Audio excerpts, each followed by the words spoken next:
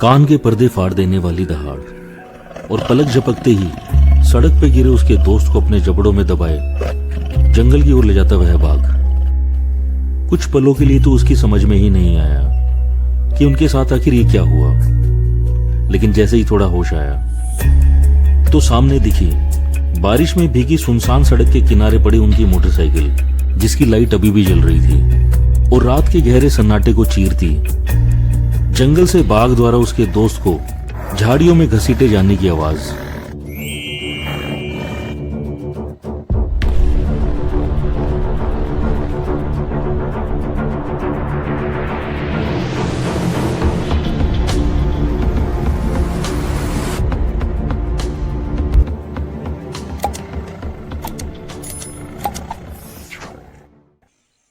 Video शुरू करने से पहले मेरी आपसे एक रिक्वेस्ट है कि अगर आपको मेरी वीडियोस पसंद आती हैं तो प्लीज़ लाइक, शेयर और कमेंट ज़रूर करें। आपके ऐसा करने से मुझे और भी अच्छी वीडियोस बनाने के लिए मोटिवेशन मिलेगा। और अगर आप इस चैनल पर नए हैं तो इस चैनल को सब्सक्राइब करने के साथ साथ बेल आइकन को प्रेस करना ना भूलें।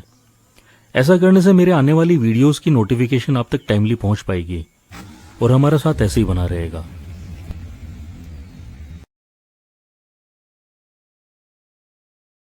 उन दिनों मैं खुद रामनगर, सुंदरखाल, मोहान और मरचूला तक आया हूं और मैंने खुद अपनी आंखों से देखा था कि रामनगर से मोहान तक कोई इंसान पैदल चलता नजर नहीं आता था।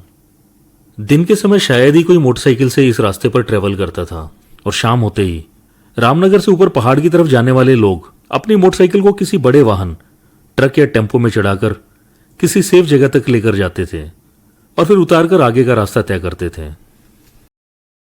तारीख 15 जुलाई 2022, नेशनल हाईवे नंबर 309।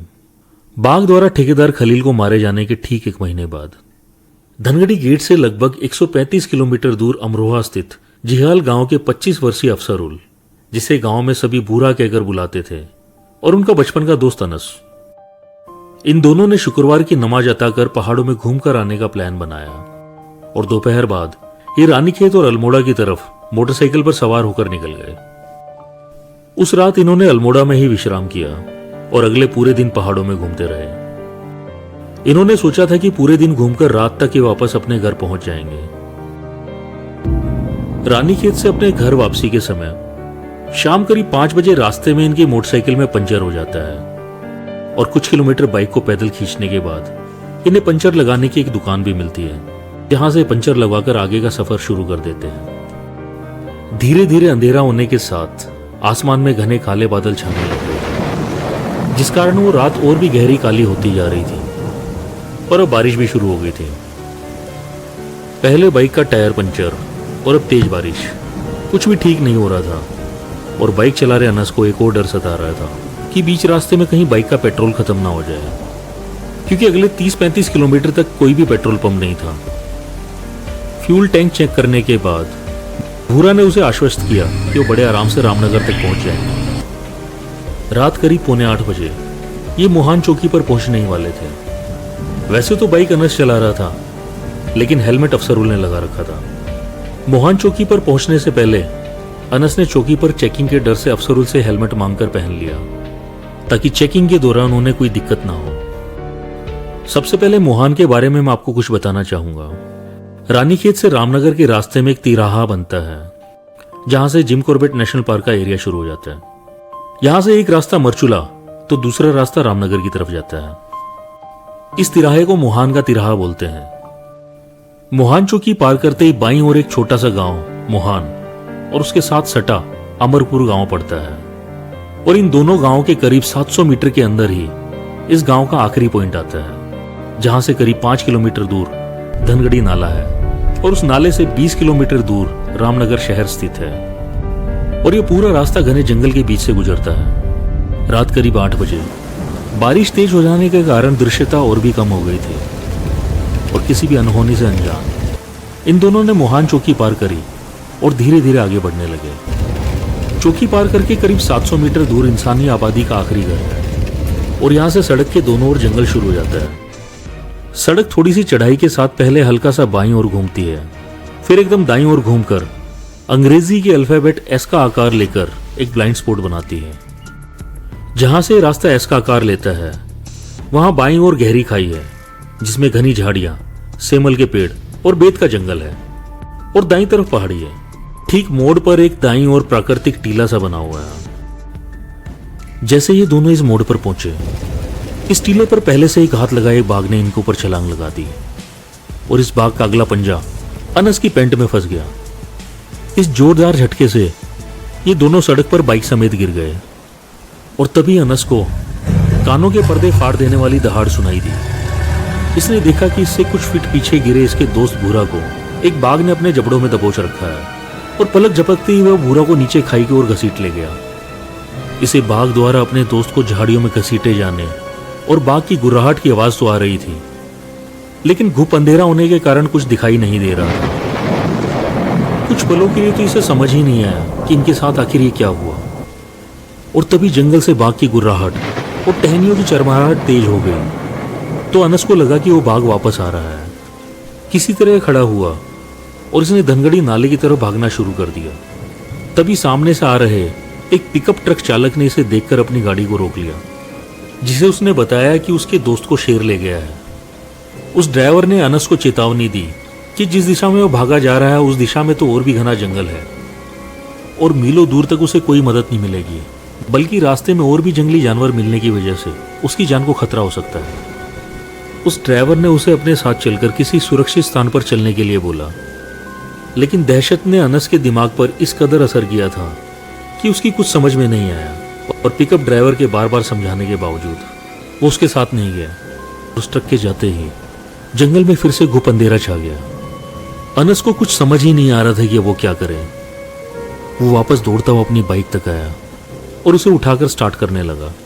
उसके हाथ पैर कांप रहे थे और बार बार उसे ये डर लग रहा था कि बाघ जंगल से निकलकर उसको लेने आ रहा है। 3-4 किक मारने के बाद बाइक स्टार्ट हो गई और अनस मदद के लिए चिल्लाता हुआ मोहान की तरफ बाइक भगाता हुआ ले गया। उस समय मोहान चौकी में बीट ऑफिसर वीरेंद्र पांडे के साथ साथ अन्य कॉर्बेट का स्टाफ भी था। बिना कोई देरी किए ये सारा स्टाफ अनस को लेकर घटनास्थल पर पहुंचे और अफसरुल को सर्च करने लगे, लेकिन कोई सुराग नहीं मिला और ना ही जंगल से कोई आवाज आ रही थी।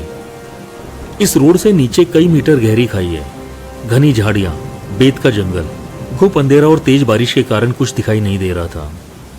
और ऐसे में एक ऐसी खाई में उतरना जहां एक बाघ ने अभी अभी एक इंसान का शिकार किया है, वो आत्महत्या करने जैसा ही होता। ये सभी लोग मोहान चौकी पर वापस आ गए और सुबह होने का इंतजार करने लगे।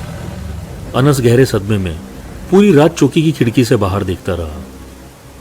इस घटना की जानकारी रात को ही Mohan divisional forest officer Chandrashekhar Joshi और Ramnagar police station incharge Arun Saini को दे दी थी। सुबह की पहली रोशनी के साथ ही 3 जेसीबी के साथ सर्च अभियान शुरू कर दिया गया और घटनास्थल से कुछ मीटर अंदर अफसरुल की चप्पलें मिली, जिससे कुछ दूरी पर उसका बैग, फटी हुई पैंट और फोन पड़ा था। करीब 100 मीटर अंदर जाने के बाद सामने का भयावह दृश्य देखकर सबका कलेजा कांप गया। घनी झाड़ियों के पास अफसरुल का दायां हाथ पड़ा था, जो कलाई से इस तरह कटा हुआ था मानो किसी ने आरी से काटकर अलग किया है। लेकिन काफी सर्च करने के बाद भी अफसरुल का कोई अन्य अंग नहीं मिला। कोई पूरी तरह से वयस्क बाघ चाहे कितना भी भूखा हो, एक बार में 25 से 30 किलो मांस ही खा सकता है। अफसरुल, जो करीब 80 से 90 किलोग्राम का एक स्वस्थ व्यक्ति था, उसके शरीर का कोई अन्य अवशेष न मिलने से यह बात तो साफ थी कि ये किसी एक बाघ का काम नहीं है, क्योंकि बाघ एक सोलिटरी एनिमल होता है। तो यह भी स्पष्ट था कि किसी बाघिन और उसके शावकों का कार्य है। बाघिन अपने शावकों को जन्म देने के बाद नर शावकों को उनकी 2 साल की उम्र तक और मादा शावकों को 2.5 साल की उम्र तक अपने साथ रखती है। और इस इलाके में कुछ दिन पहले ही एक बाघिन को उसके 2 सब एडल्ट शावकों के साथ धनगढ़ी नाले के पास देखा गया था। ये बाघिन, जो थोड़ा लंगड़ा कर चलती थी, इसलिए इसका नाम लंगड़ी रखा गया था और उसके शावकों का नाम T1 और T2।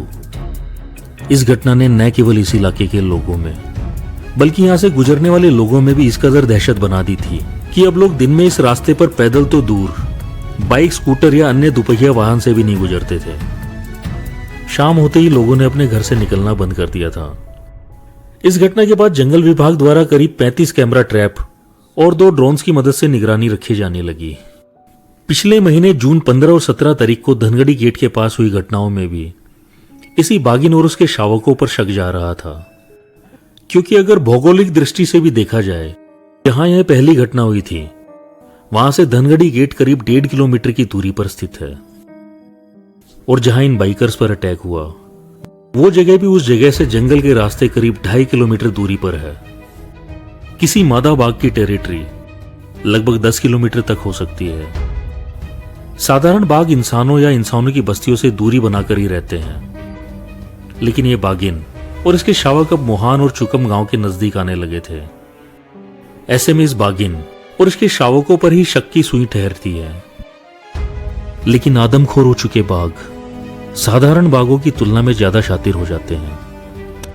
कैमरा ट्रैप्स, सर्च अभियान की हलचल से वो सावधान हो गए थे और अब उन्होंने गांवों के आसपास दिखना बंद कर दिया था। धीरे धीरे जनजीवन थोड़ा सामान्य होने लगा, लेकिन अंधेरा होने के बाद अब भी बहुत कम लोग इस रास्ते पर बाइक से आते और जाते थे। 12 दिसंबर 2022 शाम करीब 6 बजे मोहान चौकी के पास एक मानसिक विक्षिप्त व्यक्ति बहादुर सिंह बिष्ट घूम रहा था। कुछ देर बाद वह जंगल की ओर जाने लगा तो उसे कई लोगों ने रोकने की कोशिश की, लेकिन वह नहीं रुका। वो व्यक्ति अक्सर वहीं घूमता रहता था, तो लोगों ने सोचा कि कुछ देर में वापस आ जाएगा, लेकिन जब वो काफी देर तक वापस नहीं आया तो उन लोगों ने इसकी जानकारी मोहान वन चौकी स्थित फॉरेस्ट ऑफिसर्स को दी। वन कर्मियों ने जब इस रास्ते पर उसे सर्च किया तो उन्हें मोहान चौकी और धनगढ़ी नाले के बीच एक जगह बाघ के हमले के लक्षण और खून के धब्बे दिखाई दिए। सूचना मिलने पर कॉर्बेट टाइगर रिजर्व के निदेशक और प्रभागीय वनाधिकारी के निर्देश में देर रात अंधेरे में ही सर्च अभियान चलाया गया, लेकिन कई घंटे जंगल के घनघोर अंधेरे में किए सर्च अभियान में उन्हें कोई कामयाबी नहीं मिली। अगले दिन 13 दिसंबर को हाथी और जेसीबी के साथ सर्च अभियान शुरू किया गया। सर्च अभियान के दौरान उस हाईवे से करीब 200 मीटर नीचे कोसी नदी के किनारे उस व्यक्ति का अधखाया शव मिला। वह बाघ उस व्यक्ति का एक पैर और पीठ का कुछ हिस्सा खा चुका था। इससे पहले कि उस व्यक्ति के शव को उठाते, पास की झाड़ियों से बाघ के दहाड़ने की आवाज आने लगी। फॉरेस्ट ऑफिशियल्स ने हवाई फायर करके उस बाघ को वहां से खदेड़ा और हाथी और जेसीबी का घेरा बनाकर उस शव को वहां से उठाया। धीरे धीरे सामान्य हो चुका माहौल अब फिर से दहशत भरा हो गया था और इन बाघों को पकड़ने के लिए सर्च अभियान फिर से तेज कर दिए गए। लोगों ने अंधेरा होते ही घर से बाहर निकलना फिर से बंद कर दिया था। हाईवे किनारे जगह जगह आदमखोर बाघ प्रभावित क्षेत्र के चेतावनी बोर्ड लगा दिए गए। रामनगर से मोहान की तरफ जा रहे लोगों को आमडंडा चौकी पर और मोहान से रामनगर की तरफ आ रहे लोगों को मोहान चौकी पर चेतावनी भी दी जाती थी। लेकिन इन घटनाओं से भी कुछ लोगों ने सबक नहीं लिया और इस घटना के महज 12 दिन के बाद यानी 24 दिसंबर को मोहम्मद शमी, सूरज नेगी और नफीस ये 3 दोस्त स्कूटी पर सवार होकर इस हाईवे पर घूमने के लिए निकल गए और धनगढ़ी नाले से करीब 1 किलोमीटर पहले पनोद नाले पर शाम करीब 6 बजे के आसपास स्कूटी साइड में खड़ी कर शराब पीने लगे। थोड़ी देर बाद नफीस टॉयलेट करने के लिए पनोद नाले पर निर्माणाधीन पुल के पीछे गया। अभी उसे गए कुछ 1-2 मिनट ही हुए थे कि धनगढ़ी की ओर से आ रहे एक ट्रक चालक ने इन लोगों को बताया कि अभी अभी कुछ मीटर पहले ही एक बाघ ने एक व्यक्ति का शिकार कर लिया है और वो उसे जंगल की ओर ले जा रहा है।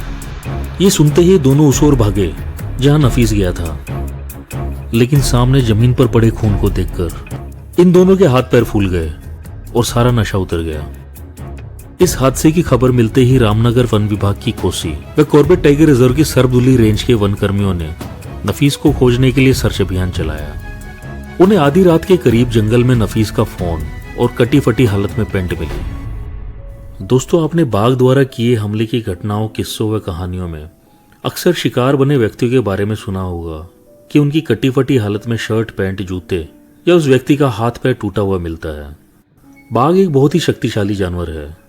ये 70-80 किलो के इंसान को जब जबड़े में दबाकर जंगल में तेजी से चलता है तो रास्ते की झाड़ियों, पत्थरों और पेड़ पौधों में फंसकर अक्सर लोगों के कपड़े उतर जाते हैं और इसके रेजर जितने तेज नाखून इंसानी शरीर के साथ साथ उसके कपड़ों को भी मक्खन में चले चाकू की तरह काट देते हैं। अगले दिन सर्च अभियान के दौरान पनोद नाले में ही दुलवा बीट के पास झाड़ियों से नफीस का अधखाया शव बरामद किया गया। इस घटना के कुछ दिन बाद ही यहां से गुजर रहे कुछ लोगों ने रात के समय धनगढ़ी और मोहान के बीच 0 पॉइंट के पास एक बाघ को सड़क किनारे घात लगाए देखा, जो शायद किसी दुपहिया सवार लोगों के शिकार करने के लिए वहां बैठा था।